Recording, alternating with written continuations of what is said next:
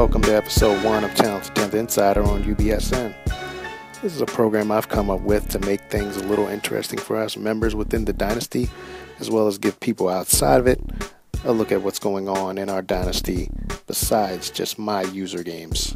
In this episode, I will be doing a rundown of the realigned conferences and where all the new teams are located. I'll talk about the BCS rankings that just came out, and I'll talk about what lies ahead this season in the national championship picture as well as other bowls. In future episodes, I plan on talking about individual recruiting classes, award winners and standout players, and hopefully maybe have a guest or two on with me talk about what's going on in the Talented 10th online dynasty.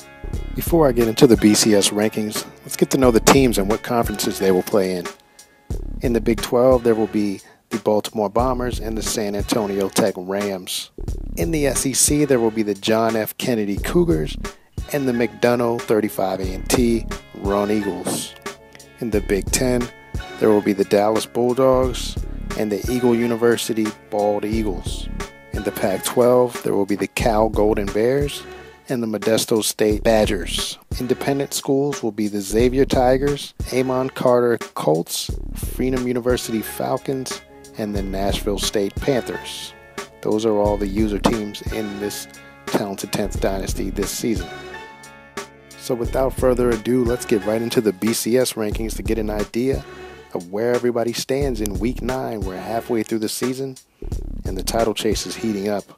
We'll go through the rankings in reverse order and highlight the TT user teams mainly. We'll start at ranks 16 through 25. As you can see, number 22 JFK, number 21 McDonogh 35 A&T, and number 16 Cal represent the Talented 10th in this segment of the BCS rankings. JFK sits at 6-1 overall with their record and 2-1 in user games. They beat McDonogh 35 42-28 in Week 8 on the road. JFK's lone loss came to Dallas in Week 3 on the road. They lost 25-21 on a last-second touchdown by the Dallas Bulldogs. Wrapping up their user games so far, they started the season off with a blowout win over San Antonio Tech in Week 2, 45-7. McDonogh 35 is 4-3 overall with an 0-3 record in user games. They lost to Baltimore in Week 3, 38-21 on the road, and lost in Week 6 on the road to Freedom University, 31-21, as well as the defeat in Week 8 to JFK. Moving on to Cal's resume, they have a 5-2 record at number 16 in the BCS rankings, 1-2 in user games.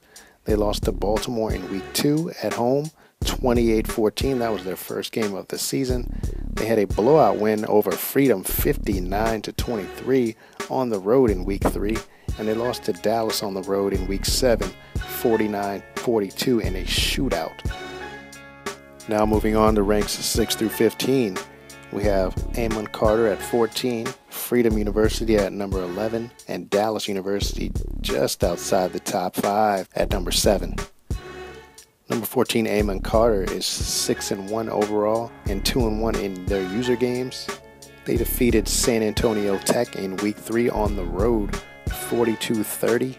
They beat Modesto State in Week 5 on the road, 34-24, and lost to Eagle in Week 6 at home, 24-21 in a tight matchup.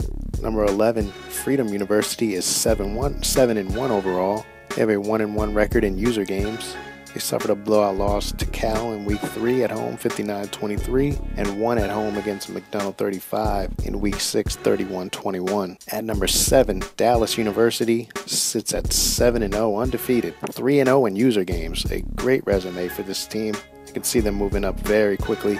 They started their season off in Week 2 with a road win against Eagle University, 20-10, getting off on the right foot in the Big 10 Conference right away. They had a big win in Week 3 at home against JFK, 25-21, and in Week 7 at home, they defeated Cal, 49-42 in that shootout win.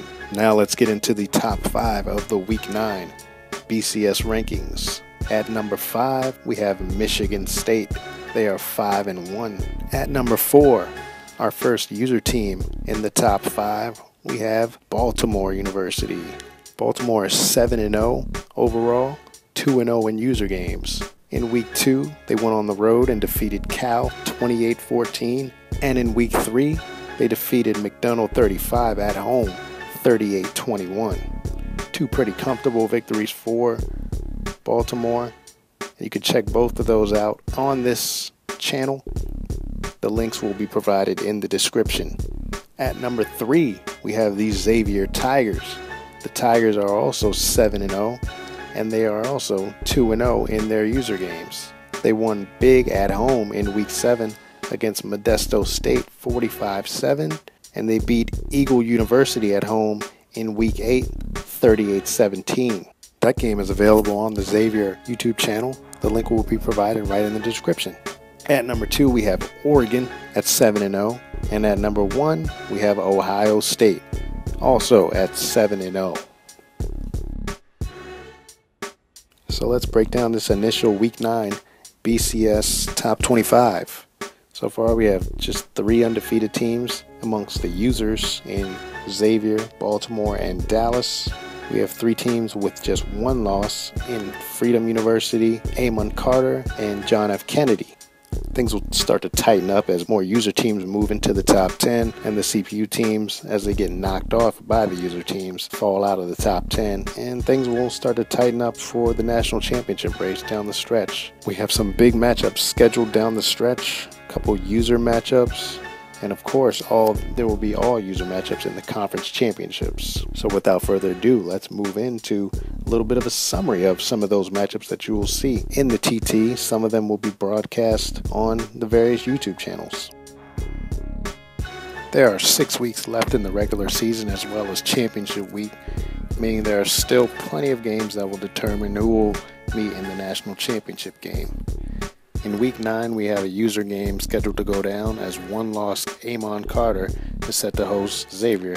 A win for the Colts could put them right up there in the hunt for a title shot, while a win for Xavier could boost an already strong resume. In Week 11, Xavier goes on the road again to face McDonogh 35 A&T in a New Orleans rivalry game. With wins in both of their remaining user games, the Tigers will practically lock up a spot in the national title game. Both games will be broadcasted on Tiger Vision, the exclusive broadcaster of all Xavier Tiger user games. In Week 13, Dallas travels to Alexandria, Virginia to face Freedom. That will most likely be an undefeated team versus a 1-loss team. Unfortunately, that game will not be broadcasted, which is a shame because it will be most likely a battle of 2 top 10 teams. Finally, in Week 14, Baltimore will host San Antonio Tech. These teams will face each other in back-to-back games as they will also meet in the Big 12 championship game.